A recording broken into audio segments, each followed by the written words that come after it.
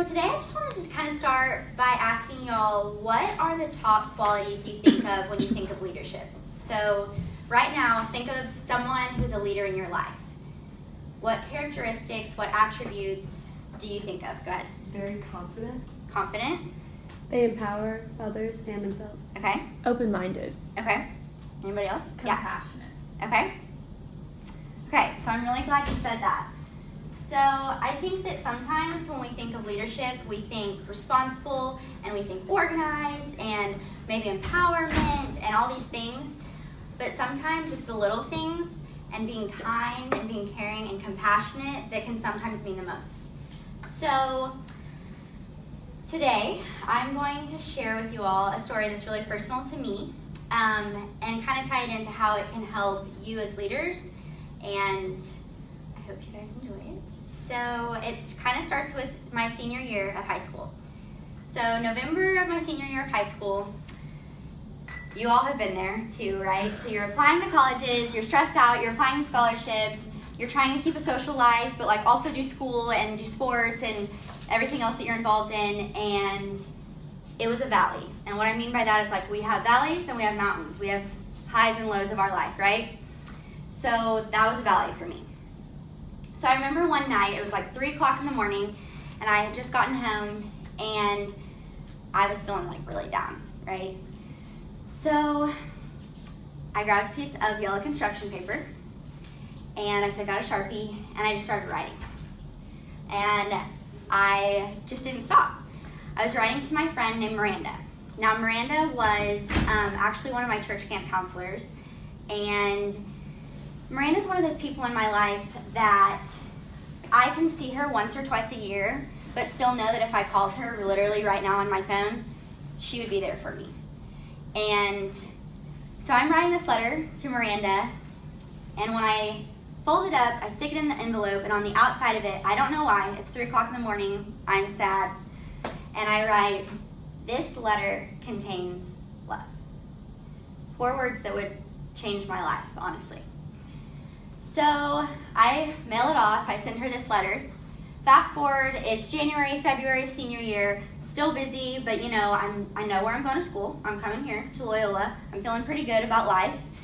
And she calls me and she's like, "Hey, I'm getting a tattoo right now." And I'm like, "Okay, cool, like what is it?" "I'm getting your handwriting on my wrist." And I think, why is she getting her handwriting tattooed on my wrist? And she's like, "You know that letter that you sent me in November?" And I said, "Yeah." "Well, I'm getting the love part tattooed on my wrist." And I'm thinking, what did I write in this letter? I don't even remember. It's months later. And so I'm just trying to be very supportive, and I'm just like, "That's awesome. Like, oh my gosh, I can't believe you would do that. That's like so meaningful." And I just kind of go with the flow. So I'm sharing this story with some of my friends around high school, and it kind of became a thing, like in my little friend group, to write, "This letter contains love" on every letter that we from then on would send to one another. So fast forward even further, it's May, it's graduation time, feeling real good now, right? Because it's like graduation, it's summer, I'm going to college. So now I'm going to introduce you to another one of my friends. Her name is Madeline. Madeline and I ran cross country together. She's younger than me. She's actually still in high school. She's a senior. So Madeline knew about "This letter contains love," and the day of graduation, she sends me a letter. And, you know, it's congratulations, it's graduation, oh my gosh.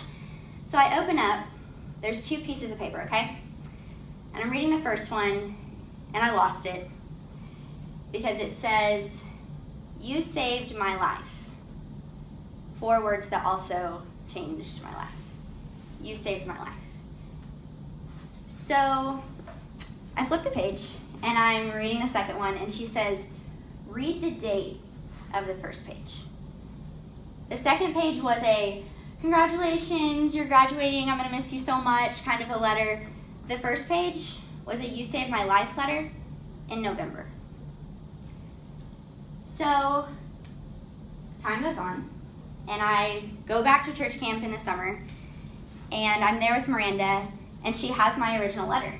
She would carry it around with her in a binder, And that's why she ended up getting it tattooed on her, because she was like, I'm worried that I'm gonna lose it, or like it's not gonna be with me, and I just need to remember it. So I said, would you mind, like, if I read it? I just wanted to know, like, what I said. So I'm reading it.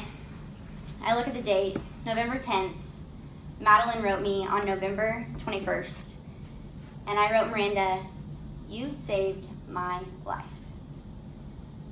So I think what I take away from this all is that you never know. Like, you could be in your valley, you could be in your lowest moment, but you can still impact someone's life. That's why it's so important to just encourage others and be positive and be there for them.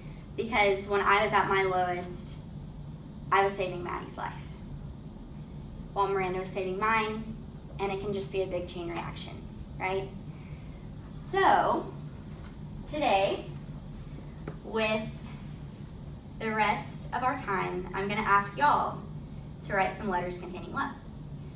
So what I think is really cool and unique about letters is that they're rare, right? Like, any one of you could whip out your phone right now and text someone and say, thinking of you, girl, miss you, all these things, right?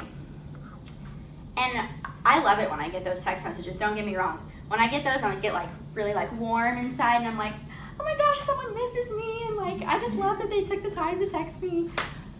But think about a letter. By show of hands, who has maybe written a letter and sent it off in the past month? Okay, I see a few hands. So I think like what's important about it is that it says, I took the time to get out this sheet of paper, to write all of this down, to put it in an envelope, to walk to the post office, drive to the post office, whatever, get a stamp, put that on there, and mail it off. It shows effort.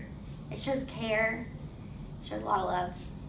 So what I'm going to encourage you and challenge y'all to do today is to write a letter to maybe a friend or family member that you just feel is on your heart, right? So whenever I ever feel like, wow, like she's really going through something, or, you know, I know that my mom is, you know, doing this and she's very busy with this, maybe she's applying to a new job, and I just want to let her know that I love her. It's kind of like, there's that quote about never let a good thought go to waste or something like that. If you think something good about someone, like if you want to compliment someone, go for it, do it, right? So if you feel like someone maybe needs a little encouraging, maybe needs a little note saying, hey, I miss you, or thank you for that time when you were really there for me, do that. But I also want to say that letters can be a great way to just get something off your chest, just writing it all out, right? Write out what's on your mind, what's on your heart, what's weighing you down. Your letter is your story. It's personal to you, so I can't tell you exactly what to write or how to write it. But let's take the rest of the time. There's paper, there's pens, and we can write out our stories. We can write out a letter to someone. And then here in a little bit, I'll ask y'all maybe how it made you feel, or if anyone wants to share who they wrote to and what they said. And just how you'll go from here to encourage others, whether it's in your organizations or your communities, this school, the world. Okay? So start writing. Woo.